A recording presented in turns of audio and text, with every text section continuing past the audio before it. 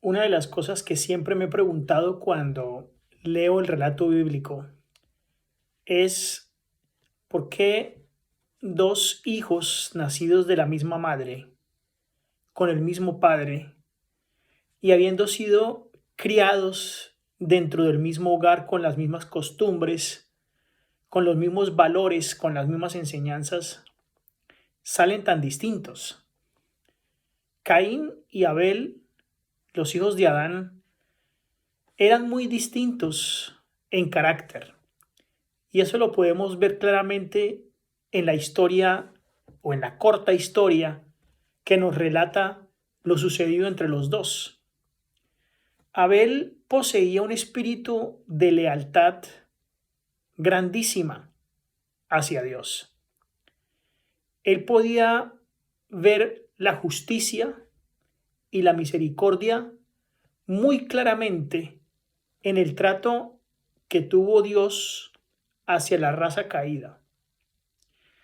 Y además no solamente él pudo ver el trato misericordioso que tuvo Dios con la raza caída, es decir, cuando cayó su padre, sino que también él en su corazón aceptó de forma muy agradecida la esperanza de la redención, la esperanza de que muy pronto, en un futuro, su vida sería redimida y sería salva. Él no sabía cuándo, pero puso sus ojos esperanzados en esa redención que el Padre les declaró a sus padres con claridad. Nuestro Padre Celestial les habló a ellos diciendo que había establecido un plan de redención muy claro. Y en las enseñanzas que Adán tuvo hacia su hijo Abel, sentado en sus rodillas desde que era muy niño y al lado de su madre, él desarrolló en su corazón un sentido de esperanza y de profundo agradecimiento por ese plan hermoso de redención que Dios Padre había diseñado.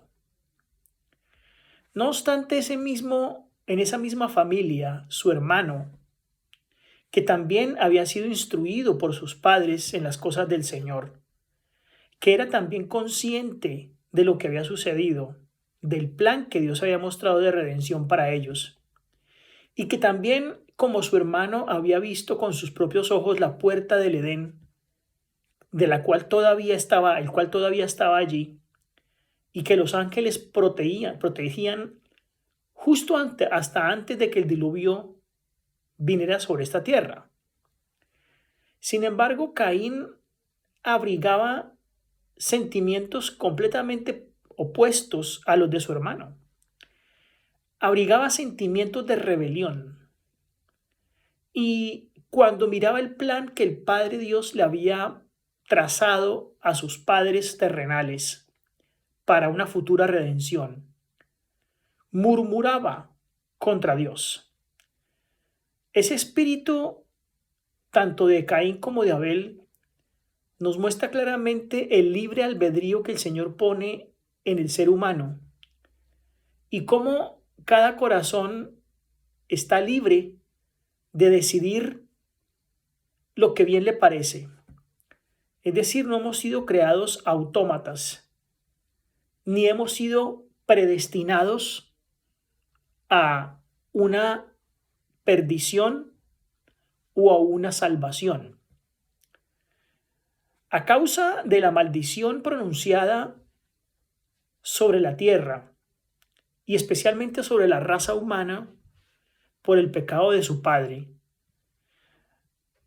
Caín permitió que en su mente se fraguara unos pensamientos muy parecidos a los que habían atacado a Satanás en el cielo.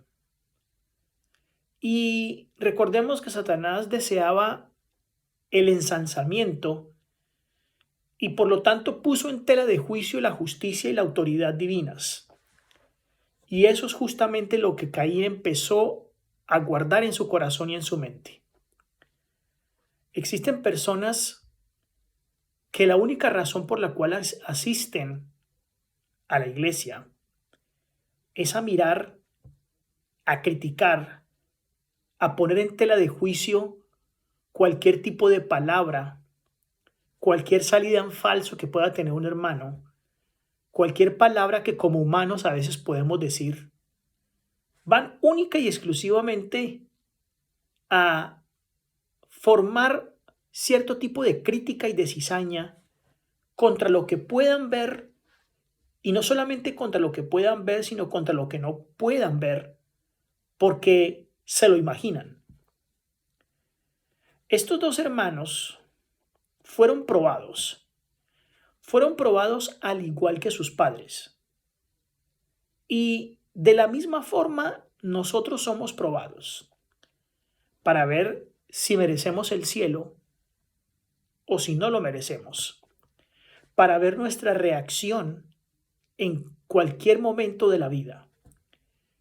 Como Adán y Eva fueron probados, de la misma forma fue probado Caín y fue probado Abel.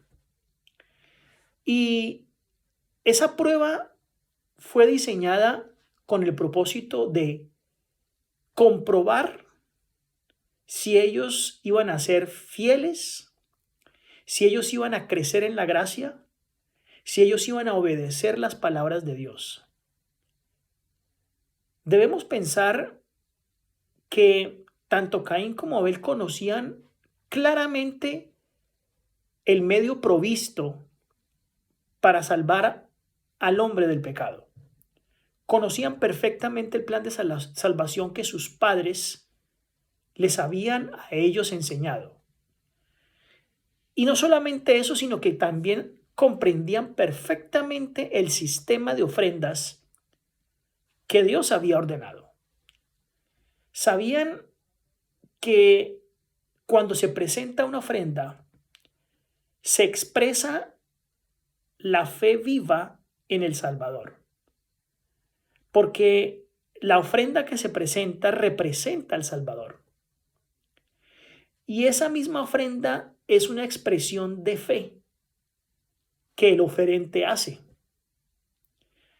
Cuando se da una ofrenda, se reconoce una completa dependencia, no en sí mismo, sino una dependencia completa de Dios, con el propósito de obtener perdón. Por lo tanto, ellos sabían, los dos, que sometiéndose al plan divino obtendrían una redención. Pero todo dependía de mostrar una obediencia clara a la voluntad de Dios Padre. Y esa obediencia clara es lo que daría como resultado el hecho de que ellos fuesen aceptados delante de Dios. Lo mismo ocurre con el hombre hoy. Nuestra reacción depende de el someternos, de que seamos sometidos o no a la voluntad de Dios. Caín y Abel comprendían claramente que sin derramamiento de sangre no podía haber perdón del pecado. Y ellos sabían y habían de demostrar por la fe en la sangre de Cristo como la expiación prometida, ofreciendo en sacrificio las primicias del ganado. Por lo tanto, estaba muy clara la situación. Ellos comprendían perfectamente cuál era el procedimiento para obtener perdón de parte del Padre. Así que la Biblia no lo dice claramente, pero asumimos que ellos levantaron altares semejantes y cada uno de ellos trajo una ofrenda. Abel presentó un sacrificio de su ganado, que era conforme a las instrucciones dadas por el Señor. Y nos dice Génesis el capítulo 4 y el versículo 4 que Jehová miró con agrado a Abel y su ofrenda. Pero Caín desobedeció el directo y expreso mandamiento del Señor. Por lo tanto, presentó lo que él quiso. Presentó lo que él creyó que debía ser ofrenda hacia Dios. Así que presentó frutos. Y como sabemos nosotros, no fue o no hubo señal de que ese sacrificio fuera aceptado. Nosotros estamos hoy en día ofreciendo al Señor diferentes tipos de ofrenda. Y no todo el que dice Señor, Señor entrará en el reino de los cielos. Tú no puedes guardar los mandamientos que tú creas que son convenientes o que tú creas que son necesarios para guardar, porque según tu criterio hay otros que no son tan importantes. O tú no puedes guardar un día de descanso porque al fin y al cabo es un día, como todos, sino que tú debes guardar el día específico que el Señor ha establecido como santo. Tú no puedes ofrecer música a Dios y ofrecer un culto a Dios de acuerdo a lo que tú piensas que está bien, sino que el culto, la música, la ofrenda que tú ofreces a Dios debe estar de acuerdo a lo que el Señor pide claramente en su palabra. No podemos levantar tienda aparte y religión aparte dependiendo de lo que nosotros creamos o lo que nosotros interpretemos, sino debemos seguir claramente el plan diseñado por Dios. Debemos expresar sacrificio, expresar culto y ofrenda, adoración a Dios, de acuerdo a cómo Él lo está estableciendo y lo ha establecido en su palabra. Y esa entonces es la forma como el Señor mirará con agrado nuestro servicio. Porque la adoración que le presentemos a Él, no por el hecho de ser adoración, significa que sea aceptada por el Señor. Una adoración a Dios debe ser presentada de acuerdo a como Él lo pide en su palabra, de acuerdo a los preceptos, a las enseñanzas que encontramos en su palabra. No es entonces lo que la persona quiera presentar al Señor, sino cómo el Señor lo pide. Hay personas que por colocar un ejemplo final, cuando oran, al final de la oración no dicen en el nombre de Cristo Jesús, que es en quien se debe orar, sino que sencillamente terminan la oración sin decir en nombre de quién se presenta la oración.